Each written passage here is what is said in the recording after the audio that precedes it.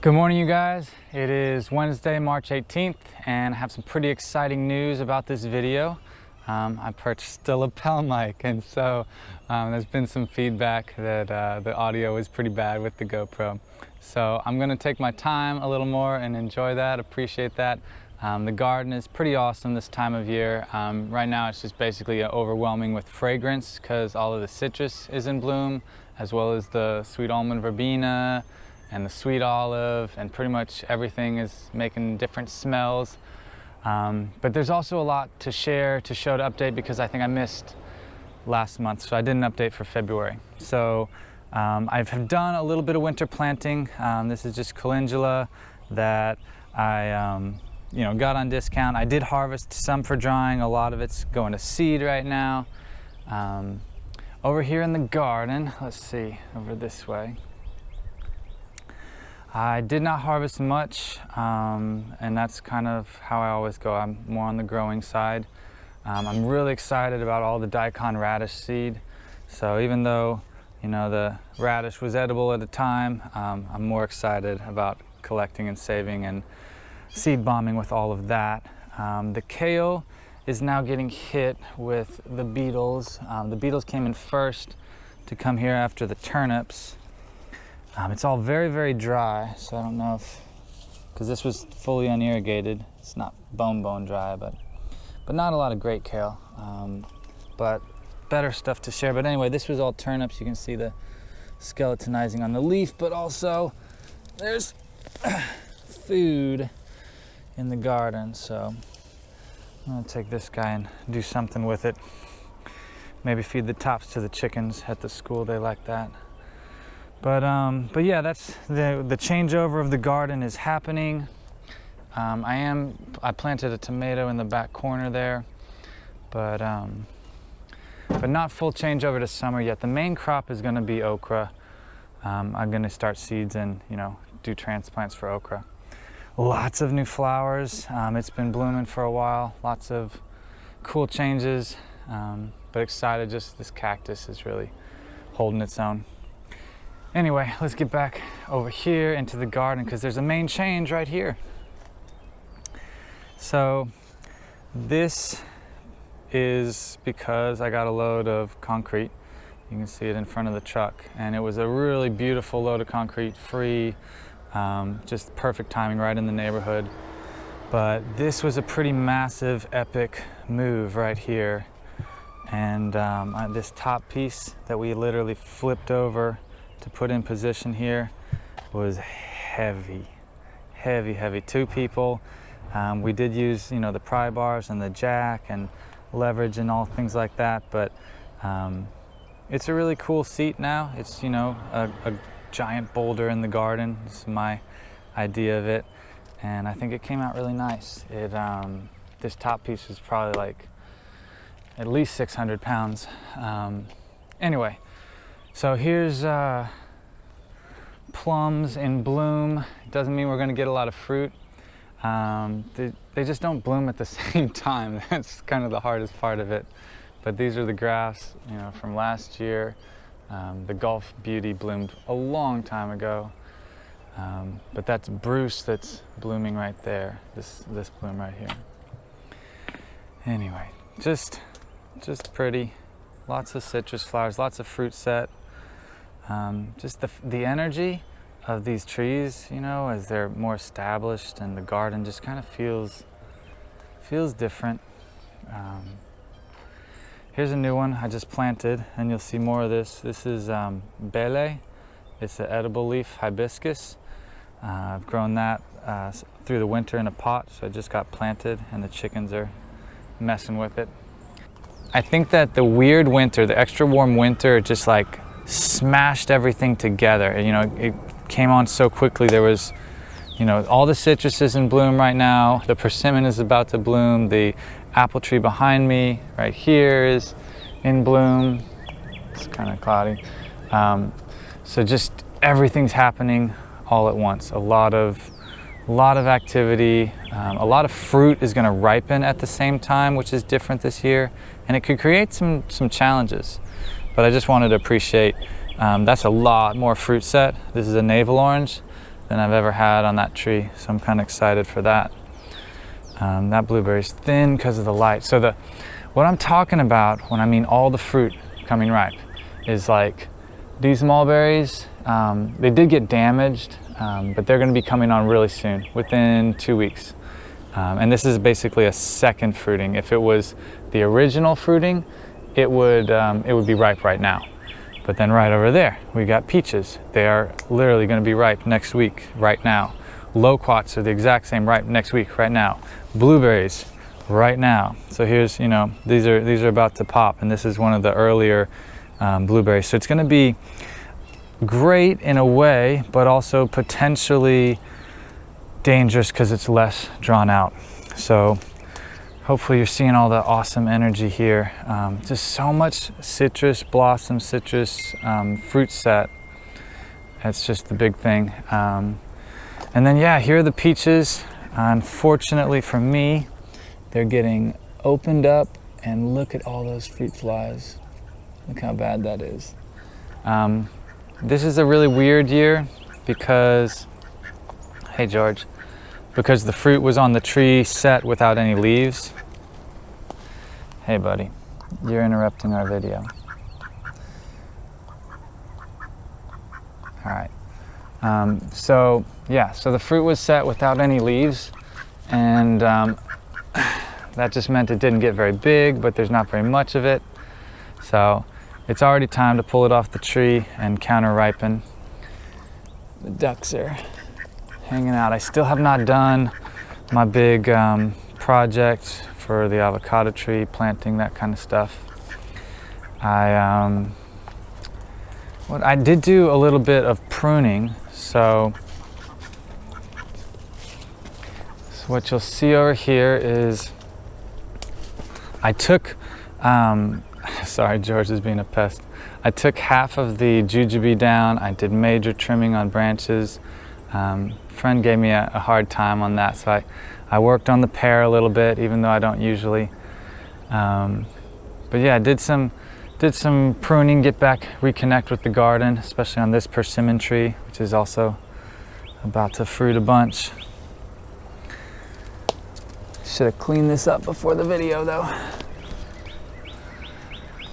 Let's see. So here's more big concrete moving. You know, I did this piece by myself. This is a good 300-pounder probably. It's not quite as thick as the other. But we're going to expand in this area, working with the concrete, and just continue to do some cool stuff with concrete. Excited for that. So it's also going to be a cool year because such little cold damage. So back here, the Calicarpa longissima is still full height, no damage. This is the first year in a while. So this main trunk, that'll be really interesting to see what happens. This is already a pretty impressive specimen. It's like 20 feet tall. So I'm excited for that. But I'm also really excited to potentially get fruit on the cherry of the Rio Grandes. So this guy, the shrub right here, is cherry of the Rio Grande, and there's another one that is probably not ready to make fruit, but right back there is another cherry of the Rio Grande. So the mild winter is going to help a lot of those guys to establish. Let's see. So the avocado, you know, got a little bit of cold damage, but it's already grown back out of it. It had a real strong bloom, and it should be well pollinated because the bees have been nice and busy, but we shall see as far as fruit set. Ooh, it smells strong. It's coming from over here. This is blood orange, and I'm excited because it's finally putting on some size. It's, you know, happy. Blueberries are starting to get ripe over here as well. This is Jewel. So the main thing is getting the rain. There should be a rain tomorrow or the next day. We definitely need rain. We're getting a little dry. Don't even look at those colonies because I needed to put boxes on a while ago. I don't even want to catch these swarms, but they're swarming. So let's see, do we go left and talk about there's pineapple guava about to blossom? Everything's blooming at the same time. So weird. Or do we go right and check out the massive amount of loquats? So we're gonna go right. So here we are. This is one of our earlier fruits. So it's loquat, mulberry, are usually the first two of our spring. And that's because loquat blooms back in December and mulberry is just really fast to ripen. But I've already eaten a couple loquats. They're a little tart, but there's so many more to come. Lots of good food here. So hope for a big rain, good things coming. We've got figs already set, so this is going to be a pretty early crop for fig. The LSU Gold is doing well. Over here, I've still got some Fujikitsu on the tree, been eating and sharing. Also the rats are starting to get quite a few. Probably could find you what rat damage looks like. Let's see. Here. I'm chewed off, yeah. Hollowed out completely. Those dirty rats. Right behind us, there's a lot more avocado blossoms, and here is an avocado fruit set. Let's see. Now, I only had 2 fruits on this one. This is fantastic, a grafted. And yeah, only 2 fruits on the tree last year, so it was not much. But this year, here's another one that's already set. It's gonna be a lot more. Here's another one that's actually larger than the others and already set. So it's gonna be a good year for avocado if they all stay on the tree. And oh, here's a really big one. This one must have been the first fruit set or something. Different timing, that could be cool. But the big thing I want to do, and again it goes into that conversation about bigger changes, is taking out this ash tree, because you know, it's just that changes, and that's what I've been doing already. So you see the branches on the ground, you know, big pine branches, big oak branches. That was all for creating light for this avocado, just a seedling. But managing the different light levels, managing the, you know, the large scale stuff sometimes requires like big moves, like a whole tree to come out or something like that, just to balance things out. It's nice, pretty green new growth, and here comes the sun, doo doo doo doo. All right. So just flushing out, so the blossoms right here are on the nectarine. This is not going to stay. I'm gonna be chopping off all these branches, top working this tree pretty hard. See the great flush of moringa growth from a mild winter. That would be a lot. It's already, didn't even freeze. So this is unprotected. Nice mild winter. Let's see, these are all buds. So this thing is about to be flushed with red. I mean solid red. That'll be really cool. And a lot of nectar comes out of bottlebrush. So bottlebrush is a good nectary plant if you did not know that. For these guys, and this colony really needs another box. There's some really cool washboarding too. Man, there's just so much to show you guys. Okay, we're gonna go in and look at some bees. So washboarding is what it's called when bees stay on the front of the hive and just do a dance together. It's definitely got something to do with social communication type stuff. And they kind of stopped when I put the camera really close. Let me pull it away. But just the really big understanding with bees is that they're incredibly complex, and there's, you can see the jumping, the movements, and that their communication, their social structure is, you know, has every bit the potential of the complexity of our communication and our social structure. And so I don't know what to pull from it, but there they go. They're doing something all together, keeping the colony happy.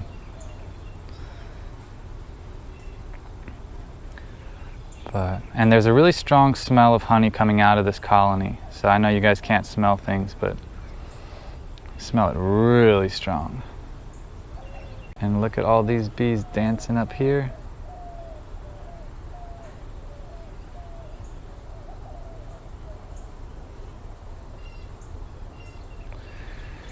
Anyway, it's a good day to hang out with the bees and speculate about what they're talking about, what kind of communication's going on. But we've got more to see. So right here behind the bees, more blueberries. This is sunshine blue, also gonna get ripe soon. And what else? You can see I've done some spacing, so branch spreaders. I'm a big fan of build your own branch spreaders. These are from the pine trimming that I just did, but when I trimmed on the pine right here and pushed it way up, I was deciding that this plum would have a more permanent, position in the garden. And then I was deciding that it should have a more permanent form, it should give some structure. All right, let's go see those chickens.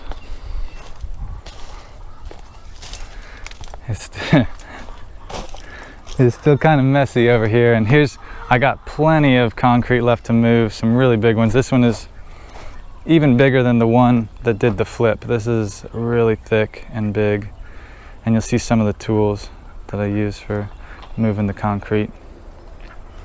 So I've planted some tomatoes and they're doing well. Big thing right now is just we haven't got a good rain. This blueberry is getting eaten up really hard by the chickens. So you see there's leaves in this area and very few to none in this area. It's pretty annoying, but they've decided they like to eat blueberry leaves. So the lettuce is all gone. We let the chickens in and they fully demolished it. They loved it, and it's already been replanted. So you can see these are bush beans. There's cucumber. Well, that's a turnip or something from before. Cucumber in this area, more bush beans, and then a big tomato in the corner. There's also some New Zealand spinach and another small bailey, but that was just because they needed a home. But we got happy plants. Other than on these bush beans, you see that leaf damage. I believe it's just scorch from being a little bit too dry, so I had to hand water them. This is fairly well drained compost, and so it just got a little dry the other day, and then I busted out the watering cans. But hopefully one more big rain and then they should be all set. But they did get some leaf damage from maybe a drying wind and a really intense sun.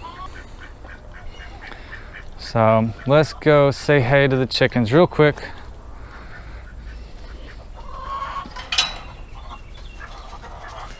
Hey, you guys. I don't have any treats. They're doing well. Hey, Daisy. You want to jump up on my lap? Come here. Oh. So, yeah. Then the eggs have been coming in for only like a month or two. So they're going to grow in size gradually. It'll get better. But here's everybody saying hi. We got laying an egg. How are things? Let's see. Oh my gosh. Already some eggs for today. So this is what I'm talking about in regard to small eggs. That's what we're getting. That's teeny. But hopefully they get bigger as time goes by. And I harvested compost out of the whole run. I need to bring in more leaves. But yeah, things are going good. Hey, you. I do have some little ducklings from George and the ladies that I can show you.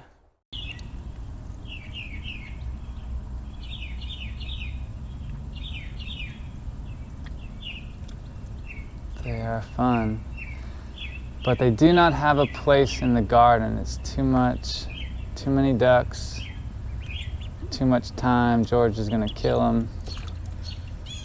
So they'll be much happier on a pond somewhere.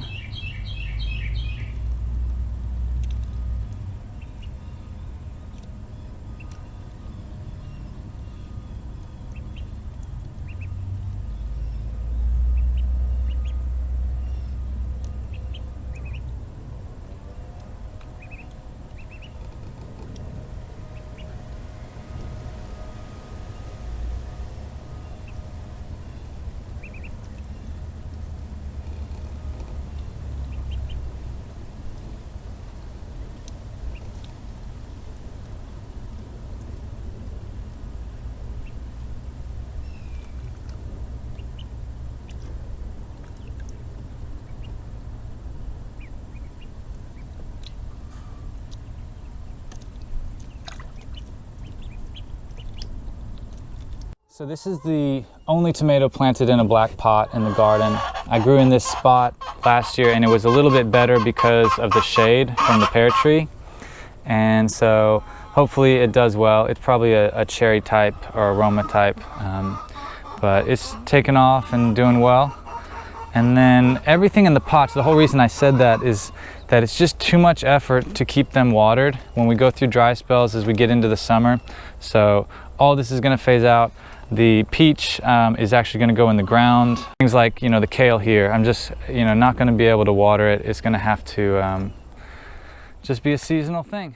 So over here on this side, I have to walk through giant volunteer elderberry and mustard. I'm going to dig these elderberry out, find them. A lot of people like elderberry, but it's very much a weed. But things are good. The bananas are all coming back out because the light freezes. The cockroach berry, solanum is going to be back up quick, light freeze. The bees are happy and friendly.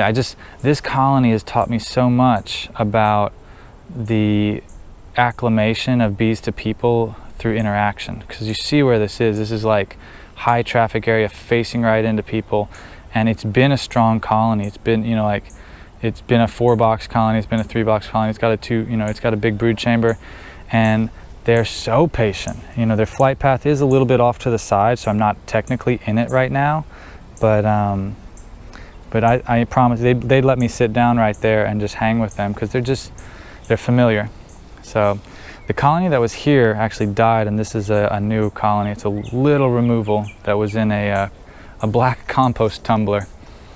So over here, other than more blueberries, the mulberries, all those grafted branches have a lot of good fruit on them. Some did get damaged, that's all freeze damage. But I do need to go up there and do some regrafting and just revisit it, make sure it's growing through the grafts. Lots of perilla coming up, so this is cool that it's naturalizing in the garden. And more birds to sing in the garden. That's a big thing. This peach tree doesn't have the same amount of fruit set. It also was later fruit set. Those bees have expanded really well. It was a small colony through the winter, and I fed them through winter, and they filled a whole box with the spring, and so that's a happy colony. We've got really nice new growth here. This is a tree I haven't, had you guys visit very often. It's a pixie mandarin, so a lot like Kishu seedless. But look at what it's doing with that, searching for the sunlight. That's going to be an interesting, interesting form, interesting impact. Here's something. So I probably didn't document these very much, but these are cattleya guava, and because of the mild winter, there's a lot of flower / fruit set happening. A lot meaning a little, but something. This is, at least getting fruit is a huge thing. So on these crazy different, tropical kind of things. So that's exciting. The star fruits, that were unprotected, this one got damaged up above the shrubbery, but full on, just fine underneath. What else? There's some really nice roses. I always like to smell them. Anyway, that was Fragrant Cloud. I know I've said that a million times. I'm just trying to share things. I forget. So because of the mild winter, it's probably my best chance to get fruit on the cherimoya. It's bigger than it's ever been through a mild winter. So this is, cherimoya here coming back out with just a little tip damage, but it's also cherimoya over here and also cherimoya all the way up into there. So probably my next move is to open up the oak canopy just a little bit to let some more light in. And same thing right here on the Suriname cherry right beside it. It had some blooms and I'm not sure there was enough for fruit set. Let's see. Well, actually that's fruit set. So yeah, there's going to be a few little Suriname cherries, and this is super low yield because it's in the shade, I know, and I'll try and get it some more sunlight. It's not really in its best spot, but it's doing its thing, and that's cool. So lots of trimming to do. Actually, this whole camphor tree right here has to come out. So you see how it's up and it's smothering over the canopy of the Changshu kumquat. So this is larger management saying, this tree it's not intentional, doesn't have a place. Same with probably taking out a big chunk of live oak on top of that star fruit to manage it. So let's see what else we got. We didn't go all the way to the back because I was excited in the last video about the fruit set on the avocado, so we can see if maybe there's some that's stuck. I like the new growth here is mainly because of taking out this pecan tree that was sitting right in front. So this Satsuma is going to really balance itself this year, put a lot of growth on, getting more light than it has in the past. So lots of loquat, lots of this. It's all coming in at once. It's going to be crazy. But yeah, it's going to be a surprise to me if there's fruit set. But hopefully there is. I'm trying to remember where the earliest flower clusters were. There it is, there's one. Okay, see on the far left? That's pretty exciting. It's a seedling from Fantastic, so I'm pretty sure it's gonna be a green flesh. There's lots more flowers coming on now. That was just an early flowering. And so another thing on my to-do list, talking about larger changes, this is the hidden side of it. It's like all of these bananas, they're coming out. This tree has to be allowed to reach its full potential, so that requires some big changes. But there's a lot of bees right in this area working on the kishu. Hey. And this is a lot of fruit set. This is also pretty good light level because of trimming back on this one elderberry pretty hard. So hopefully the kishu has a couple good years of productivity. So, and then this one, I'm going to be doing some grafting on top, working on those branches. And really, I think I could do it. I could do it really soon. So that might have to be another update on how those grafts all go. I did have one cool moment yesterday where I was over here trimming on this Malabar and just like munching on it like crazy and like really appreciating it for all of the food value, because it's not the tastiest thing, but to just sit here in the shade and produce so much green biomass that's like, well, if you're in the right mindset, you can just eat on it like it's carrots and just keep eating. So I'm going to propagate it. I have so Malabar is very invasive, very weedy. It drops these bulbules, these little things. You can break those off and grow it, and it makes seeds as well. But I'm going to take some of these to the woods, to my school, and try and put some food out there for people, just in case times get tough. So hopefully they don't get tough, but that's, you guys have all felt the energy recently. It's pretty crazy. I think what I would recommend is to just temper the fear. recognize when you're reacting to something versus responding.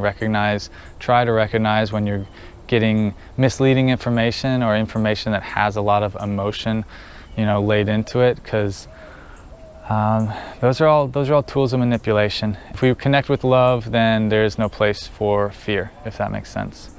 So yeah, I think that's about it. I'll wrap up the video.